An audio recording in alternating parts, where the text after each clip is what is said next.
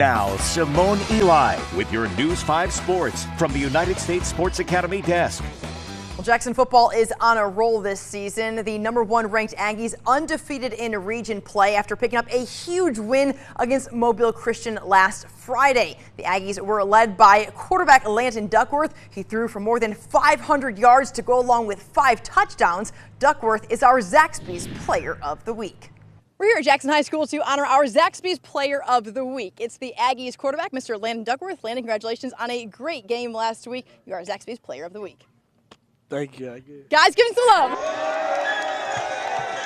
One thing I didn't know, it was a top 10 all-time performance in the state. I think it was 7th all-time, and we pulled them after the 3rd because we were up big. So, had I known, I might have left him in there a little bit more. But, it's just good sportsmanship, and he's a good kid, and he's doing things right. And what we've seen Friday night is kind of what we've seen all summer, what we know he can do, and the reason why he's got big-time offers. Passing game went pretty good. The O-line did good. The receivers did good. We prepared.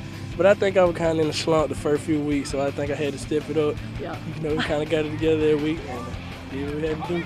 We've got championship on our mind, and to do that, we got to win the region first. And so we got up big for this. They had a really good week of prep, and then it all comes together. And when it all comes together, we kind of see what happens there. I think it's pretty good now that I kind of did what I showed what I had to do that game. But I think I'm kind of back where I need to be. Because like I said, the first few games I think I was kind of down. I ain't really do too good.